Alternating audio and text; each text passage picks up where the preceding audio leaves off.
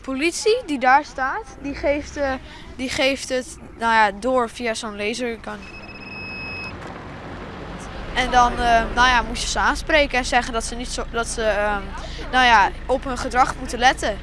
En dan jou ze geen boeten, wat ze eigenlijk normaal wat doen.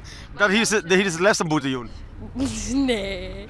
Maar jouw tomkes, daar heeft 2 tomkes. Ja, een reden en green. Reed is voor de bestuurders die het te hard rieden. Green voor haren die dat net doggen. Bij de controle wonen de band en de politie automobilisten bewust meisje van haren rietgedrag.